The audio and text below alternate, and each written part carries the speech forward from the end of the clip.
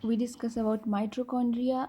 Mitochondria is derived from Greek word mito mean thread and chondria mean granule. It's a thread like granule. Mitochondria जो है वो 90% of cell energy produce करता है, इसलिए इसे power house of cell भी कहते हैं।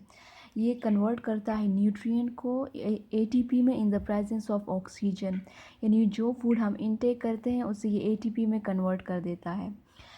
जो नंबर है माइटोकॉन्ड्रिया का वो डिपेंड करता है फिजियोलॉजिकल एक्टिविटी ऑफ सेल पे, यानी जो सेल है, कोई भी सेल जिसको एनर्जी की ज़्यादा रिक्वायरमेंट है उसके पास नंबर ऑफ माइटोकॉन्ड्रिया ज़्यादा होगा उसमें।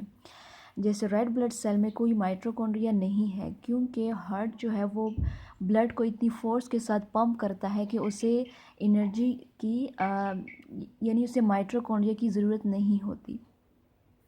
लिवर और मसल सेल्स, जिसे अपना फंक्शन परफॉर्म करने के लिए बहुत ज़्यादा एनर्जी की रिक्वायरमेंट होती है, उसमें माइटोकॉन्ड्रिया की जो नंबर है वो 100 to 2000 है।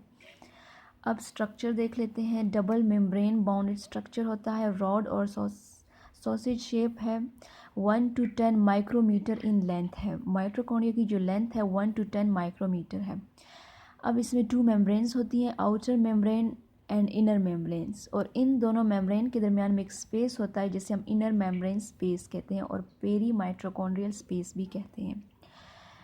ये बेसिकली कंपोज होती है फॉस्फोलिपिड बाइलेयर एंड प्रोटीन्स, यानी इसकी जो कंपोजिशन है वो सेम है प्लाज्मा मेम्ब्रेन के, यानी प्लाज्मा मेम्ब्रेन भी फॉस्फोलिपिड बाइलेयर और प्रोटीन से बनती है।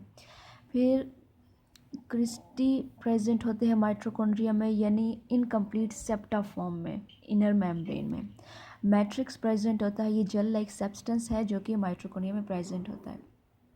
आउटर मेम्ब्रेन ये इनक्लोज करती है इंटायर ऑर्गेनेली को।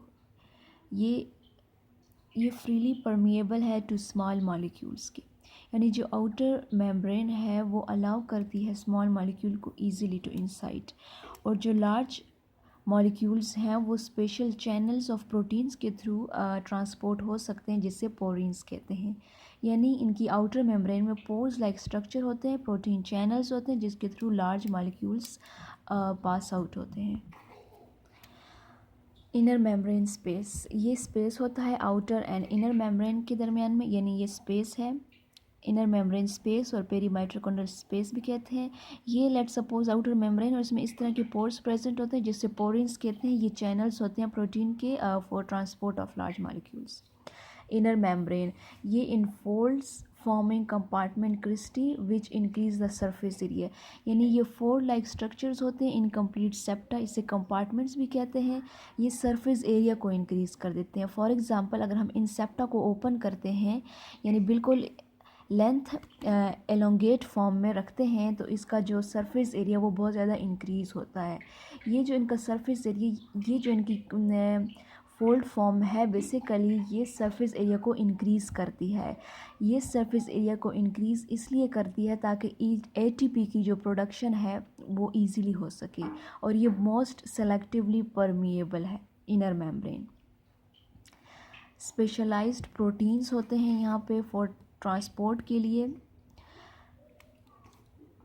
मैट्रिक्स में matrix space enclosed bye inner membrane, matrix क्या है? ये एक स्पेस है जो कि इनर मेम्ब्रेन इनक्लोज करती है।